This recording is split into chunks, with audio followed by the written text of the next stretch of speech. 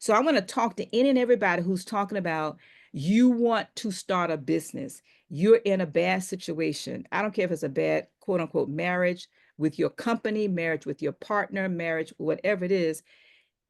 Look inside yourself and ask yourself, what is it that I truly desire? Who and what must I become? Welcome back to the Leaving a Rich Legacy podcast. I am your host, Jessica Rich, and this podcast is more than just a series of conversations. It's a love letter to my younger self and to anyone seeking courage and empowerment within the layers of our shared experiences in the Black and Brown community. In our new series, I Choose Me, we are diving deep into the transformative journeys of our incredible guests who have all bravely made a choice to put themselves first. Together, we'll unpack the conversations that are often left unheard in the Black community, but have an opportunity to celebrate these individuals, the power of self care, self love, resilience, and authenticity. So I ask that you join me as we amplify these vital stories so each of us can leave a richer legacy for the generations to come. Today, our special guest is Ann McNeill, and I am so excited to have you here with me today. Thank you for being a guest. Thank you for the invitation. It's my pleasure. Thank you. So, Ann, I would love for us to just start off and learn a little bit about who you are. Who is Ann McNeill? Wow, where do I start? I start with my journey when you say who is Ann McNeill, because I have five businesses which I created from the book Think and Grow Rich by Napoleon Hill, one page. And so that journey started for me, as a mom, as a wife, now a grandmother, and business owner, but so many different titles we call ourselves. But the who is Ann McNeill, first and foremost, I would say a servant. And I would say a servant of God. Wasn't always that way, but my journey started, I would say, really December 31st, 1979, when I picked up a copy of the book, Think and Grow Rich, and began to read the book. Husband and friends decided to go out and celebrate the new year, but I decided to stay home and read the book. So, who is Ann McNeill? That is the beginning of my journey, that brings me now from 1979 to today. I won't date today, but today is.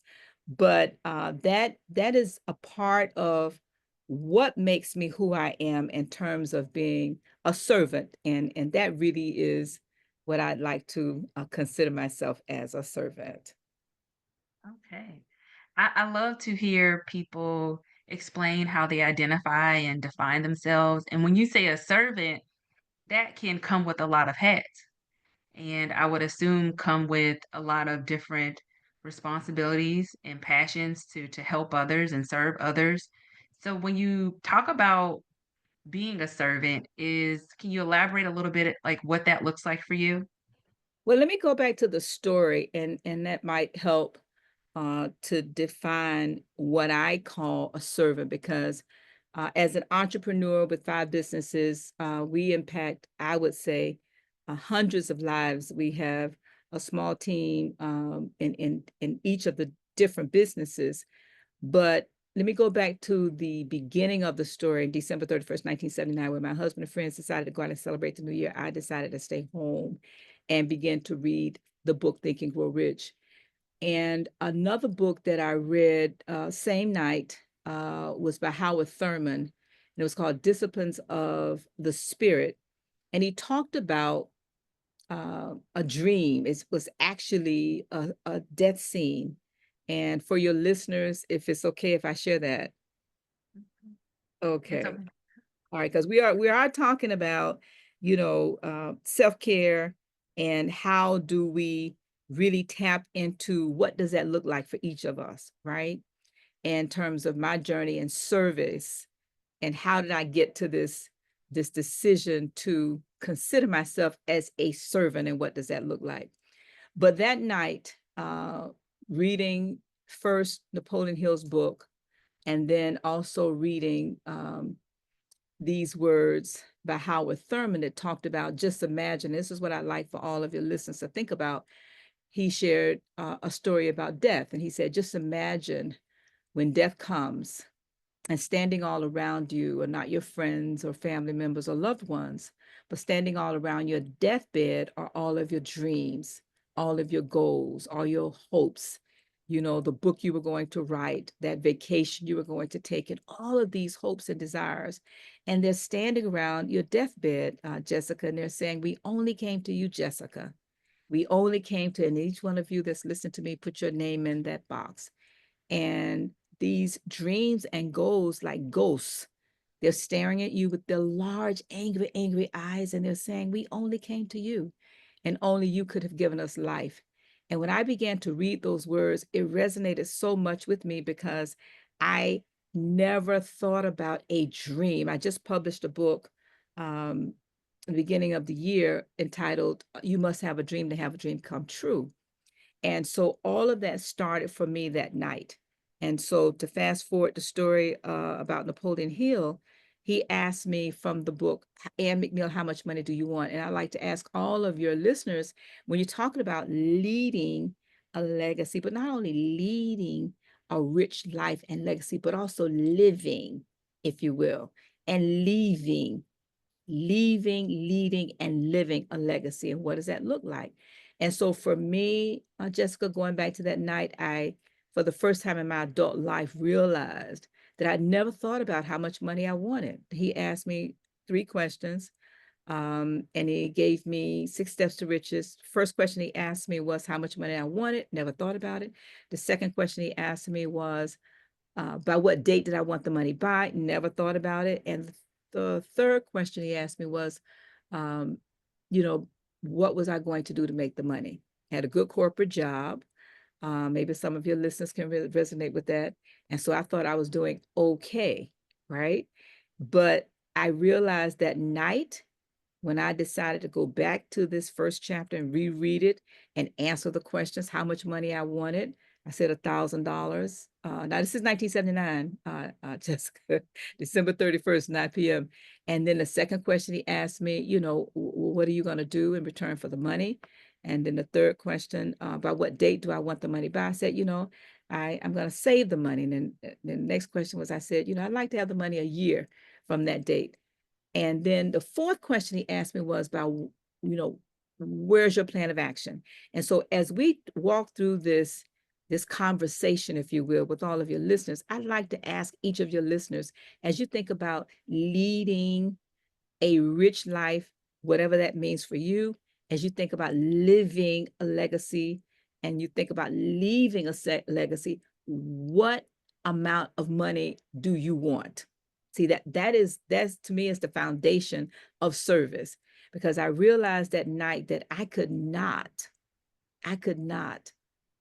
only save $1,000 a year, but that night I pulled out all my canceled checks and I realized I was so deeply in debt that I didn't want to face the fact that I didn't know how I was going to get out of the debt. So how could I save money?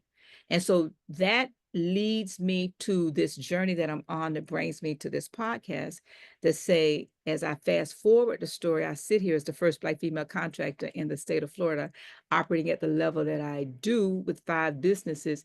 And I host $1 billion luncheon per month as a part of being the founder of the National Association of Black Women in Construction. And so that whole journey helped me realize, first of all, where I was. Secondly, where did I want to go? But the rest of it in the middle is a plan and a strategy. And that's how I got here. And that's why now I consider myself as a servant, because it now is really about teaching what I'm learning. And that's why I'm blessed to be here with you tonight. Okay. Okay. Wow. So powerful to know that you you said 1979, you were a person who you said had debt, which I think a lot of people can relate Lot, to. not, no, no, no, no, no, not just debt, lots of debt. Lots of debt. let's So yes. I think at times it's hard to see the dream and the goal and the purpose beyond that debt. So how did you get there to say that I can do this? I can achieve this? Well, a very good question. I go back to the book. You see, a lot of what I've built with the help of God, I have to always put him first. But a lot of what I've built has been with a team of individuals. And I don't think any of us aspire, really achieve anything without a team. And the first team that I had was forming, and this also came from the book, in the book Think and Grow Rich, entitled The Mastermind. And I first created my first mastermind group in 1980. And that group held me accountable on my dream. And we set goals every week and we checked in with each other. This was before platforms, before, conference calls. And so we physically went to each other's home every Saturday morning at 7 a.m. And a mastermind group, for your listeners is wondering what in the world is Miss McNeil talking about. It is just a small group of individuals who are of like mind and like spirited and who meet regularly to hold each other accountable on your goals. And so for me, it started out as a money goal only. And like I said, I had a very good corporate job. And I realized that my job uh, was a great job, not to, disparage my job, but I realized early in my career, in my early 20s, that the lifestyle that I wanted, being home with my, well, I had one daughter at the time and then later had another daughter, but I wanted to be able to be a basketball mom, be a, music mom and travel mom with the children and the, all of those things that we like to do as mothers, but also I wanted a better quality of life for our family. And I just couldn't see how a job only could do that. And so for many years, I became an entrepreneur, which naturally is a professional in a job, but who also owns a business. And so going back to your question about how do you keep the dream alive, if you will, one of the main ways to do that is to, first of all, have great clarity about what is it that you want. And for us, it started with an amount of money. And some people say, oh, I want to be a philanthropist and all these things. That's great. But how are you going to get there in order to give the money away? You've got to make money, right? Let's be Right. serious about that. And so for me, the journey started with how do I not only save $1,000 a year, but how do I create and tap into an idea creatively to make more money? And that's how it started for me. First, I needed to make more money. And and in the desire to make more money, I realized I needed to go back and get some additional skills. And so I thought that the journey that I was on by getting, first, I have an undergraduate degree in accounting, a master's in finance, but I also personally hold 2 general contracting licenses myself, which took me years to obtain because, like many of us, and this is what happened to me that night at December 31st, 1979, when I began to read this book and it began to read me, I realized that in my corporate job, I was climbing the ladder of success. But that night, in my hopelessness, if you will, I realized that my ladder was leaning against the wrong wall for me. And I had to come Wow. down off that wall and move my ladder to another wall in terms of becoming an entrepreneur, keeping my job. And I talk about this in my book, how to, that you must have a dream to have a dream come true. I share the story of this journey because I do believe that we all aspire, but how do you get there from wherever you are? It has got to be visual, Jessica, but you must have accountability and it's got to be measurable.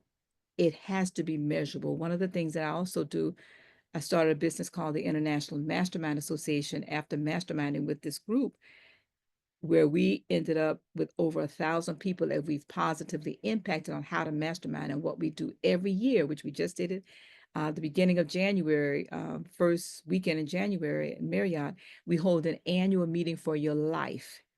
an annual meeting for your life. Why is that important? These goals that we're talking about, Jessica, these goals, once you set these goals, where do you go and share these goals in writing with a larger group of individuals who are going to support you but not tear you down? And so we, every year in January, we all come together, children, grandchildren, grandparents, families, corporations, individuals, and we hold each other accountable for the written goals. And so that is, to me, how you go from your, going back to your question, how do you go from having this dream and having all of these bills and this debt? How do you see clear enough to be able to have a path forward? And that's one of the ways we have found to do that. Accountability. Accountability, community, which I think is so important to help you keep you accountable to your goals. When you talk about this ladder, right? You're in the corporate space, you are climbing the corporate ladder, and then you realize you need to move your ladder. I think a part of making a decision to prioritize ourselves or choose ourselves is making decisions that sometimes people don't understand because it's our goal and our vision. So, what was that like for you when you made that decision for the people around you and maybe trying to get them to understand why you were deciding to pursue this goal? Well, first of all, I became very clear from reading. You see, as a part of masterminding, not only did we read the book Think and Grow Rich to set goals and learn how to live out principles such as faith and autosuggestion and all of these principles that are success principles, persistence, all of these principles. But I quickly learned to only surround myself with supporters. Going back to your question, I found that when I began to share what I was doing and people they didn't get it, I had very little time for them. And sometimes I think in our lives, whether they're family members or church church members, we hold sometimes we hold on to these relationships too long. We hold on sometimes too long, and especially people at work. Especially people at work. If they don't get it and they don't get you, sometimes they think that it's like crabs in a barrel, if you will. I'm not going to let you go. You're not going to succeed. What happens when run out of money or your idea doesn't work and all of those things. Now, I will admit that in my corporate job, I left my corporate job on an educational leave, knowing that I wanted to try this entrepreneurship thing. And if it did not work, I could go back to my corporate job. And I ended up, because I went to go into construction, I knew absolutely nothing about construction. And so I ended up getting a job working with a contractor and very, very young. I mean, I'm like early 20s at the time. And I did not know any better that you should not tell your future employer that you really just want the job so you can learn how to become an entrepreneur. And he hired me anyway. He hired me anyway. And later on, he told me, say, you never want to tell somebody that because then that just lets them know you're not going to be here long. You're just here to learn. And that's how young and naive I was. But even in that job, I thought I knew what I was doing, and I left my job too soon. And I had to beg my job back. And if you're listening to me and you're thinking about leaving your job, Ann McNeill has what she called McNeilisms. My last name is McNeill. And one of my McNeilisms is a test. And this test is when you know you can afford to leave your job. The test is this. This is my test that I used the second time I left my job and started my business that was doing millions of dollars at the time. And the test is this. If you know you have a salary and your salary is X dollars, doesn't matter what X is, and you have an idea for a business, your business is like a baby. If you have any children, especially mothers, and fathers, how long do you carry that child? And I'm not just talking about 9 months in the womb. I'm talking about 20, 25 years, and you cannot get them to leave home. Okay. And so my point is your business is just like that baby. You must feed it from your salary that you're making from your job so that it can feed you eventually, because you don't want to leave your job salary and then expect your company, who is still on breast milk, if you will, okay? You don't want to leave and then expect your company to be able to replace your salary and feed you and feed itself. So my test, the McNeilism test about when you know you can leave your job, and COVID taught us this, you should have at least 1 year's salary saved from your job, because your business is covering all of your salary and all of your bills, and your business is covering itself. So let's say that's your salary times 2. So you want to have 1 full year of salary that you I put checks at the back when we used to have checks, paper checks. I put the check in the drawer, and I figured if I ever have to go in that drawer or in that account and touch that check for any reason, I had to start that year all over again. That is when I knew that I could afford to leave my corporate job, because my company was able to cover me and itself. And if you leave and you don't have a salary that you can support your family and support your company, then I think that that is a recipe for failure. But that's just this is my idea. Those are my thoughts from personal experience, of course. Well, I will say, we talked about this, but there are a lot of viewers and listeners who are in a career that they're looking to make that jump. So I think it's important to know what is wise based on your experience and your community that you work with. So when you think about an individual who is struggling with being in a career and maybe they feel it's toxic and they're at a point where they can't stay there anymore. But as you stated, it's important to make sure you have that funding to not only take care of yourself, but also your business. So would you give any advice to them when you think about they want to choose themselves and walk away, but then also do what may be wise? Well, I think there's so many. See, I go back to the dream in the book that I wrote about, you must have a dream in order to have a dream come true. It is not just about the money, because you really want to have a dream about your faith.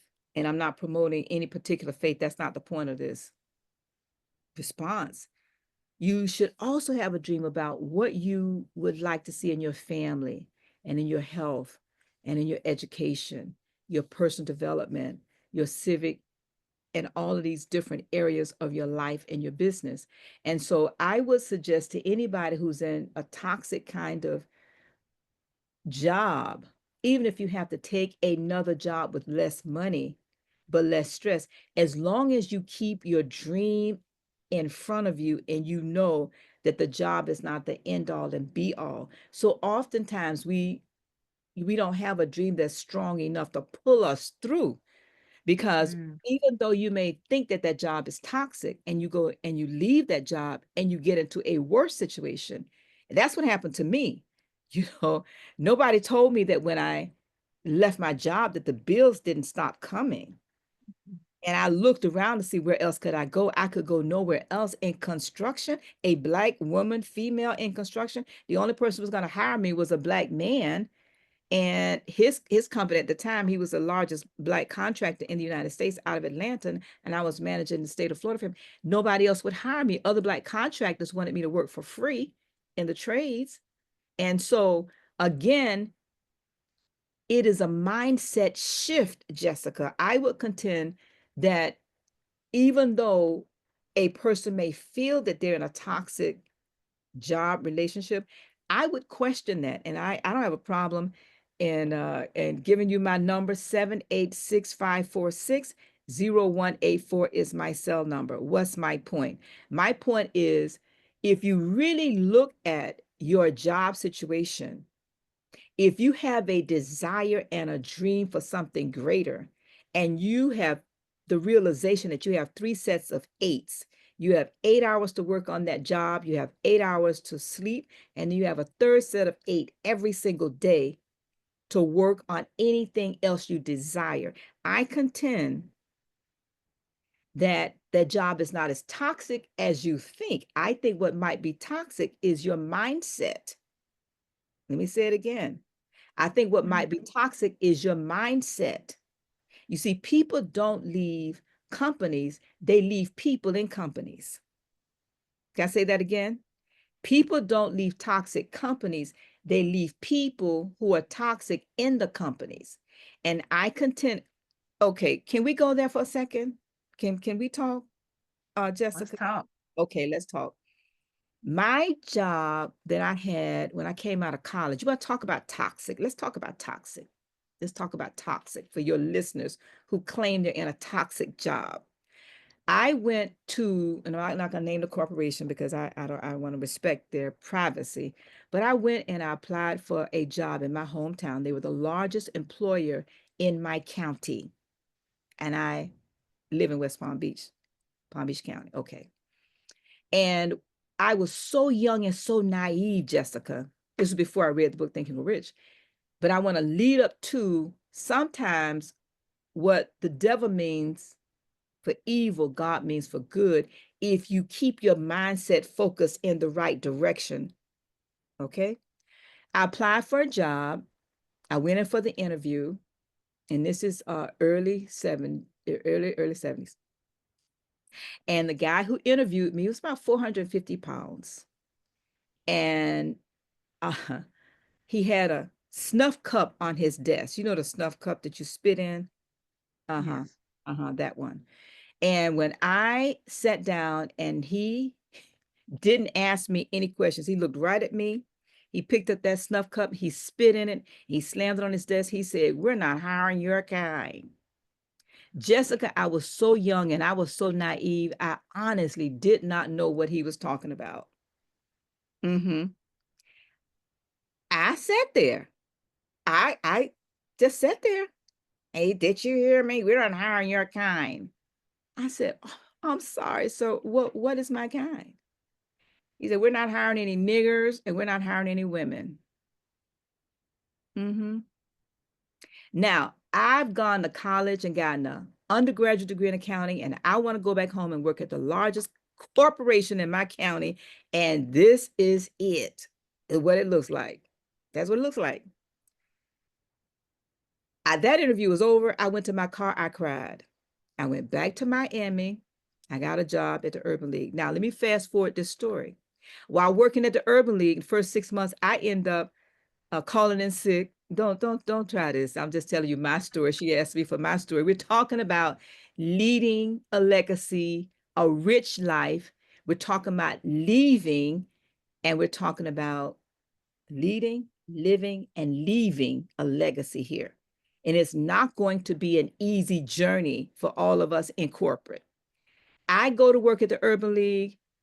I want to go to the National Urban League Conference. My boss tell me, "You just got here, you can't go." I'm young. I don't know if y'all remember being close to teenagers. So I decided to call in sick. I went to the conference anyway in Washington, D.C., left my job early, got there the day before, and they asked me to volunteer because they heard I was from the Urban League. Needless to say, my boss was in my line. They gave me registration. I had been at the Urban League not even long enough for him to even remember who I was. And they told me first day, they said, "Why don't you go take a break?" I said, "Okay." I went to walk the halls of the Urban League National Conference. And what do you know, at the same company that told me they weren't hiring my kind had the biggest booth at the conference, Jessica. And a different guy was in the booth. Now, where am I? I'm in Washington, D.C. Where do I live? West Palm Beach. My story that I'm sharing is to share with those individuals who are listening and are part of your community, Jessica, is to let them know that sometimes when you work on your mindset, what the devil means for evil, God means for good. Mhm. So I'm walking down the hall. I see the big booth. I want to go the other way. The man see me. He beckons for me to come in. I say, no, no, no, sir. You're not hiring my kind. He was like, what? Excuse me. What are you talking about? And I said it again a little bit louder. He said he didn't want anybody to hear this. Why? Because he's a white man at an all black conference encouraging blacks to come work at, at this company. I said, no, sir, you're not hiring my kind. He said, what are you doing? I said, I went for an interview, and it actually was a month prior. And I told him what happened. What would be the likelihood, Jessica, that that man in the booth was the supervisor and vice president of the man that interviewed me? Tell me about God and the design he has for each one of our lives. That man in the booth hired me that day. Hired me that day. Hired me that day. Now, that is not even the beginning of the story, because the first day I went to work, only to find out I was the only black person out of 2,000 people. And that, yes, I said that. The first guy was right. The first guy was right. So I don't even need to go to the rest of the story. We can come back and do another podcast on that. My point in sharing the story is this: if I had not gone that journey and I had not gone to work at that company, it was the worst job I have ever had in my life. I'm talking to somebody that's listening to you, Jessica, and your community, who's complaining about their job. What that job taught me was to work on my mindset. I got so sick at that job. I was working literally 18, 19 hours a day and was never enough, never good enough. Yes, discriminated against every single day at work. And I was just in my early 20s. So I want to talk to any and everybody who's talking about you want to start a business. You're in a bad situation. I don't care if it's a bad quote unquote marriage with your company, marriage with your partner, marriage, whatever it is. Look inside yourself and ask yourself, what is it that I truly desire? Who and what must I become in order to overcome this situation? Because if you get out of that situation and you don't deal with that, you're just going to go into another situation, and another situation with those same issues. And so I hope that answers your question, Jessica, but I just want to just make sure that your listeners understand it is a mindset shift. And this is why, I mean, I've written 4 different books talking about this journey. One of the books that I've written, Jessica, is entitled My Daily Date with Myself. You asked me about how do you get from the journey. And I realized on this journey, one of the things that I must do is take time with myself every single day as an early riser. And I wrote this journal, this book called A Daily Date with Myself. And it's basically allows me an opportunity to journal every day, but it also allows me to write what are the desires of my heart, 2 or 3 things. What am I thankful for? 2 or 3 things. What am I grateful for? 2 or 3 things. What about the desires of my heart and prayers that I've prayed that God has blessed me and given them to me? Have I gone back and said thank you for these things? And then, Jessica, I write 10 items. I just write 1, 2, 3, 4, 5, 6, 7, 8, 9, 10 on a page. And then I just ask the universe, I ask God, the Spirit, to give me 10 ideas every single day. Yes, every single day. And so when we talk about how do you go from a job that you may not like as an entrepreneur on this journey to begin to find something that you do like, that is my journey, Jessica. And that's actually what I do. And that's what I've done from going from that job that I did not like, learning construction, going to trade school. Yes, trade school. And my friends laughed at me going to trade school while working on a master's degree in preparation to get a PhD, which I did not need. That's my story. So I hear the story about the job that you went to, and they said that they don't hire your kind, Right. and then you get hired Get and hired. you work 18, 19 hours to prove that you belong. When I think about that, and me being somewhat not familiar with the construction industry, but familiar enough to know that, there are not a lot of women in that industry, that are probably leading at your level and have had your experience. So, how have you maintained a balance of not getting back into, or have you, the hamster wheel of working all of these hours to try to prove a point in a industry where you are the minority? Well, in my mind, because again, I'm going back to mindset shift. I'm a I'm in the majority. I have a smile on my face. Your listeners can't see my smile on my face when I say this.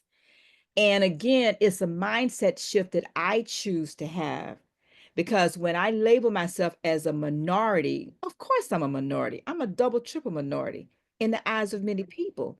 But just because I'm small does not mean I have to think small.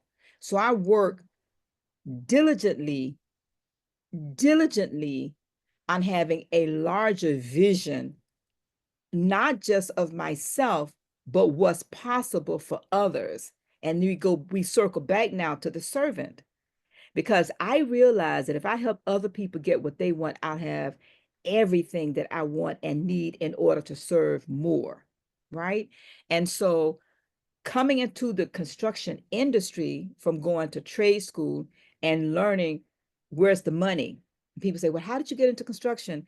And oftentimes that's the question about how. And so again, I'm sitting in this corporate job. Everybody around me is buying real estate. I'm the youngest person.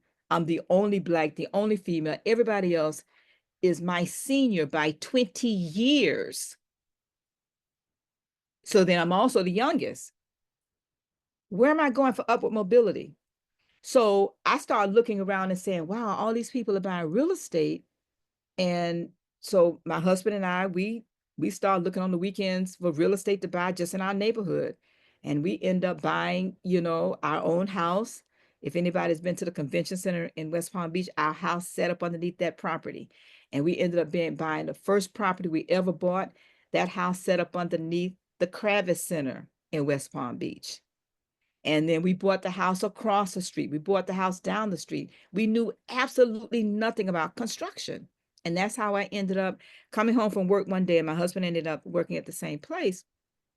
I came home from work one day and he said, it calls me baby, said, baby, if I had to do it all over again. Now, by the way, Jessica, I married up. My husband graduated valedictorian from our University of Florida Memorial. I graduated, thank you, Lordy. Some of y'all will get that on the way home. Yes, I was a college queen in 19 something, but yes, I married up. So I came home from work one day and he said, I wouldn't, if I had to do all over again, I would not go to college. I was shocked. I said, what? You would go to college? I said, why not? I said, what would you do? He said, I would go into construction. I said, you gotta be kidding me. Construction, ew, why would you do that? He said, listen, I did the math. He said, these guys, they come in here and give us estimates and quotes on these repairs for these properties. And he said, I figured if we did the work ourselves, we would make more money. And then he said this, and this is what shifted my whole thinking. He said, and then I did the math and I figured, babe, they make more in an hour than you make on that corporate job in a day. I said, excuse me? He said, yeah, think about it. They have no college debt. Many of them didn't even finish high school. They never went to college. And they own a construction company. And and and they make more in an hour than you make on that corporate job in a whole day. So I said, so what would you do then? He said, I'll go to trade school. I said, well, I'm going to go to trade school. He started laughing. He thought I was kidding. And that's been 45 some odd years ago. Yeah. Yeah. Never looked back. So Jessica, going back to this whole idea of what do you do, right? We each have to start somewhere, and it's never going to be easy for any of us in terms of whatever path you choose to take. Are you willing to go back and get the certifications that you need in order to I do a retreat called Niche to Be Rich, Jessica. Niche to Be Rich. And oftentimes we want to be all things to all people versus niching Mm, in a lane and in an area and in an industry and in a sector and becoming an expert. I'm reading another book called Key Person of Influence. Love the book. But are you willing to become an expert and become known in that industry as an expert? That's where your entrepreneurial passion and business is. So I'm coming back now, Jessica, to the question about those individuals who are in that corporate job. What do you do? Become an expert where you are and become an entrepreneur in that organization. Brand your name, build your business on your job by getting all of the skills and the training and everything you need while you're in the job. So when you leave the job, you've already started the preparation that's required versus waiting until you leave and you still got to repeat. You still have to prepare, if you will. There are small business certifications you can get. There are MBE, all of these certifications you can get, even especially technical certifications. I don't want to get into the DE&I. That's not, this conversation is not about that. It is about, and that's why I say I don't label myself as a minority. It is about being the best in your industry and being known as an expert in your craft. Because I would tell you, there are very few people, especially in the state of Florida, because I tell people that I meet, and I'm on a cruise right now around the world, yes, for 6 months right now as we're talking. And there's very few people in my state of Florida. If there anybody in construction, especially in transportation, if you say Black, my face comes to mind for many people. Why? Because I have been very intentional about building that brand. So when people want to do business at a very high level, they think of me. They think of my company. They think of our team. And every business that I have built is intentionally congruent to every other business that I've built. The for-profit and the not-for-profits, they're all connected. And that is how you diversify your skill set and you diversify your income and you diversify your relationships. So you're building on top of what you're building and you're building deep, not wide. Does that make sense? that does. Thank That you. does. And I hear you talking about, being a subject matter expert, and you said not be all things to everyone.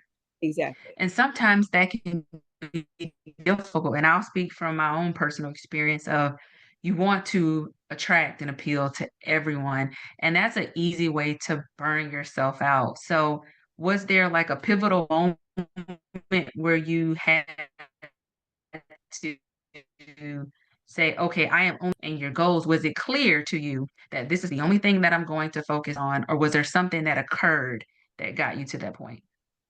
Well, I study to show myself approved. Now, for those of you that study to show yourself approved, it is not talking about in the spiritual realm only. It is not talking about in the spiritual realm only. See, because when I came into the construction industry, when I tell you I knew nothing, I mean, I knew absolutely nothing. I know nothing. So why come into construction? That's where the money was. That's where the money was. So going back to identifying how do you find that niche area, right? For me, it was not a pivotal moment. It was a process of researching where's the money and who's making the money, which is still a journey. Because what happened for me over time is that I began to learn how to analyze stocks and how to invest $20 a month on this journey of getting out of debt. And because I did that, I became a member of an organization called the National Association of Investment Clubs and started helping other people start investment clubs. I began to understand what it meant for it in industry. And then I began to realize in the construction industry, and then I began to put those two things together, a financial sector, industry sectors, and the construction industry. And then I began to realize, oh my gosh, they're intentionally connected to each other. And then I began to realize as I did more research and going to conferences and becoming members of associations that in construction, for example, and everybody who's listening to me, you have an industry focus. You may not realize it. So you look at where's the money in your particular industry. So for me in construction, when people say I'm in construction, okay, that's fine. What industry are you in?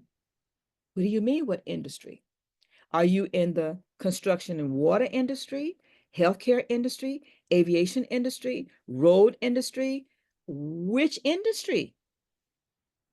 So my point, Jessica, is that all of your listeners, as they stop and start thinking about, study not just your expertise, but your expertise into what industry.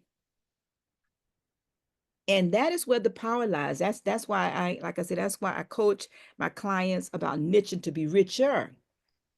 Because you can keep your job and not start a business, save money, invest in all of your retirement accounts. And I'm a witness that you can make more money by investing your money than you could by going and starting a business. It's called the power of compound interest. Yes. Study it. Study it. So I love that you talked about the construction industry and the financial industry and those merging together. And I can't skip the fact that you mentioned that you are on a 6-month cruise, which is amazing. So thinking about your organization, so you are a founder and a president CEO of the International Mastermind Association, but the focus is to help people create work-life balance through goal setting and financial empowerment. So for you, why is work-life balance so important? Because you're teaching it, you're empowering others to do it. From your personal experience, why is it so important? Somewhere it is said, what is it to a man to gain the whole world and to lose his what? You can fill that blank with anything. Lose your family, lose your health, lose your wealth, lose your mind. And so I believe going back to you must have a dream in every area of your life. I've been on that journey, and that's why, to answer your question, that's why I know from personal experiences that it's not just about the money. It's not. I'm on this ship. There are a lot of very wealthy people on this ship, and they are not very happy. Many are in wheelchairs or pushing things or canes and things like that. I don't want, I know. I realized when I was in my 20s and my 30s and my 40s that I needed to be self-disciplined enough to have a healthy spiritual life, healthy family life, financial life, educationally, business wise, recreationally, civic wise, creative, serving, giving, all of these things. That is where the Some people may say there's no such thing as balance. I will agree with you. But guess what? The aspiration and the desire to achieve whatever it means for you, that is the journey, because there's no destination, let's be clear. It's all a part of the journey. And you go from level to level, and sometimes you go backwards. But then when you come out of that, you go to another higher level. It's called life cycle, and everything has a cycle. And so that is why I think it's critically important, because I read somewhere it said that, the first 25 years of my life, I had to learn how to earn money. The second 25 years of my life, I had to learn how to make that money grow. Last 25 years of my life, I had to learn how to give it all away. Yes. And that end is where the balance is, because what good is money if you're not serving and if you're not giving and you're not sharing? I just finished a book today called Happy Money by the guy by the name of Ken Honda. Very good book, small book. But again, having an idea about the fact that if you are happy right where you are with whatever you have, because another $1 billion is only going to make you more of whoever you already are. That to me, Jessica, is why it's important to have some kind of semblance of balance. And I talk about that in my book. You must have a dream to have a dream come true, because oftentimes we don't write the goal in each area. We say we want balance, we say we want these different things, but we're just talking about where's the written goal and where's the action plan and where's the date by which we're going to achieve that goal. That end is where, the rubber meets the road, and who's holding you accountable.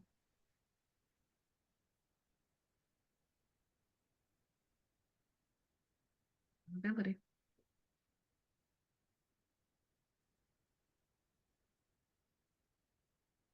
So you have mentioned accountability quite a bit, and I hear community is important for you, not just as accountability, but I would say listening to your journey at the beginning when you all were meeting in person, right? And now you talked about a meeting in January.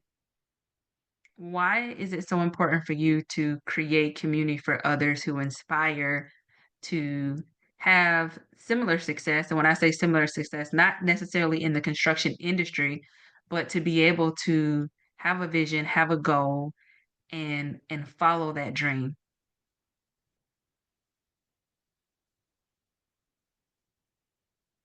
Do you do you ever think about how you feel when someone applauds you? How does that feel? For each of you that's listening to me, how does that feel when you are applauded? Whether it's winning a race or a major achievement like getting a degree or writing a paper or completing a major task or writing a book or whatever it is, how do you feel when that happens? Can money buy that feeling? No. Mm-mm. You earned that, and you earned it. You set a goal, you set a plan, you checked in every now and then to make sure you were on course, and then by the deadline, you hit it. You crossed the finish line. That is why I host a annual meeting for the life, Jessica. Is not a conference. I tell people this is not a conference. There's no conference bag. There's no keynote speaker. You're going to be sitting at a table with 2 or 3 people, and you are going to pull out your paper where you're going to share your life in writing. And they're going to share their life in writing. And you're going to talk about your accomplishments and all of the goals that you set, even if it's just one goal. People are so excited. You cannot believe the number of people that fly in. Half of the people this January travel to come to us. And many of them, I've been doing this now 25 years. My Oh, children have children. I have some families that come, and it's really a big, think about a family mastermind group that has been meeting all year with family goals. The children, the grandchildren, the grandparents, and they all come with their goal achieved, and they can't wait to share it with you. I have a granddaughter who is 7. Last year, she set a goal to read 100 books. She could not wait to get to the meeting to tell everybody. I think she read 125. Yes, at 7, right? And it didn't matter if they were big books, little books. Doesn't matter. But every week, I mean, library, I got to check out number of books. I got to finish reading, take them back. Now, what do you think is going to happen when that adds up over the years? Grown-ups that come and their annual report, Jessica, look like a magazine. Dr. Betty Knighton, for example, she's a publisher. When she comes, she brings her report with a cover of her face on the front. Sometimes she changes, her husband was in the cars and she had, a car magazine on the front of her report where her and her husband was standing there with their antique cars in the background that she created. And inside the cover, she showed all of her goals that she set the beginning of the year and what she'd achieved. I mean, I can go on and on about the individual college students that have been coming there for 10 or 15 years. My grandson has been coming since he was in the 2nd grade, and he's now in his 20s with a very successful marketer. I could go on and on. Why? Because people will do more for acknowledgement than they will for money. But where can you go with your family? See, I couldn't find a place, so I created one. And this is what I'd like to share with your listeners, as I know our time is very well invested. But I'd like for you to think about this. Just imagine at the end of every year, you're anticipating going into the new year, but you must go before a tribunal and you must get permission to have another 365 days. And the permission is only given based upon what you did with the last 365 days. What goals that you set, the goals weren't given to you.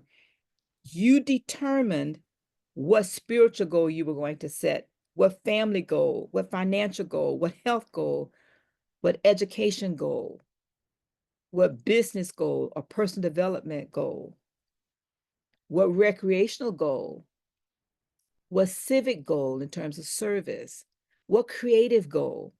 Recreationally, Jessica, I set a goal in September of last year to visit a different park every single day in the month of September. I posted this on social media. And I never thought about the number of parks just in my neighborhood. So the first day, Jessica, in my office in Miami, as I was leaving, I said, oh my gosh, today is the first day and I forgot to go to a park today. So I drive out of my office, no joke. There were 4 parks on my street. 3 of them were walking distance from my front door in my office. On 135th Street, for anybody to know 135th Street, there are 4 parks just on that one. I never noticed them. So the next day, so each day I went to one of those parks. That took me through the whole week. And then by the weekend, I'm driving home and I said, oh my gosh, today is Sunday. I didn't go to a park. Where's a park? And I'm looking on I-95 and I look to my right, this right before I get home. And I said, oh, there's a sign that says, if you live in the state of Florida and if you live in West Palm Beach, please don't judge me. There was a sign that said Dreher Park. I've been living in this county all my life and I had never been in that park, Jessica. This was a recreational goal. The park was so big, Jessica, it took up 2 exits off of 95. I never noticed them before.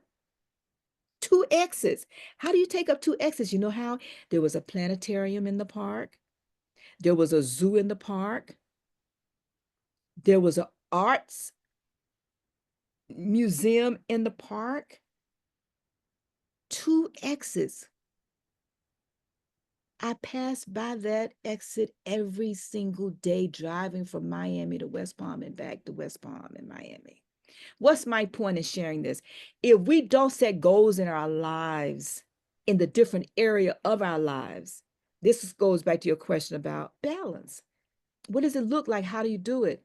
How how do you miss a goal and a target you can see, like a vision board? And so that's what we do as a part of the International Mastermind Association, which is a not-for-profit, which is why I formed it.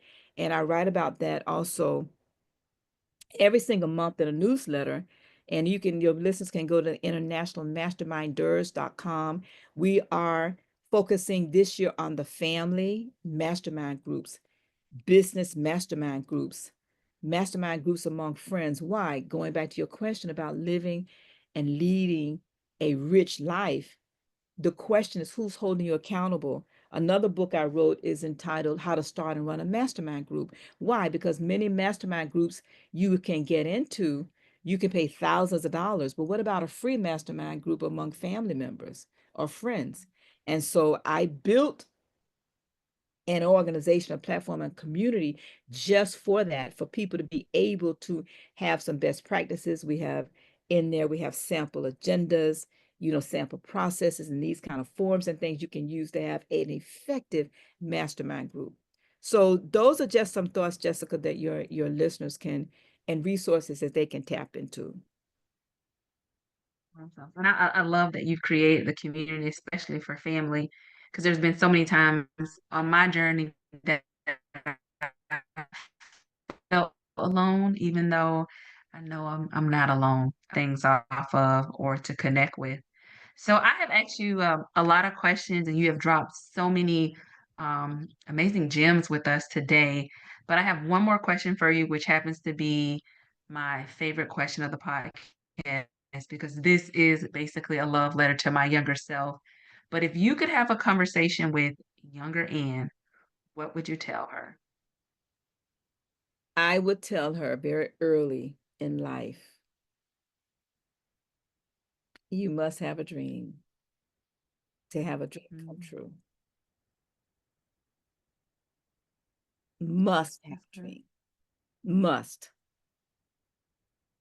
That's it. I love it. Right to the point, but powerful, very powerful. Well, Miss McNeil, I so appreciate your time today. Everything that you have shared, I can relate to. So I know that the listeners can relate to as well. But how can we connect with you? So I know you talked about the mastermind and that you have some resources there, but is there another way that the listeners can connect with you based on just the connection they may have with you today? Absolutely. I shared about the 6 steps to riches and a niche to be rich. And any of your listeners that would like to connect and get a copy actually of the questions, you can, and I call it my 6 point business plan. You can text the number 59925. And again, that number is 59925. And in the chat, just put the word "and," that's ANN, and I will text that information back to you. Again, the number is 59925. And in the chat, just put ANN, and I'll send that back to you, which will give you those 6 steps to riches that I've built 5 businesses from those 6 steps. Awesome. Well, I thank you so much for your time today. I hope that you have an amazing time on your cruise. And for the listeners that are out there, I hope that you were blessed with just the power of this conversation today, but then also the power of understanding our mindset and how we talk to ourselves and believe in ourselves. And all it takes is having a goal and not being that individual that on your deathbed, that all your goals and dreams surround you because they never were able to come to life. So I appreciate you and I hope to see, I can't wait to talk to all of you on the next episode. Have a good day.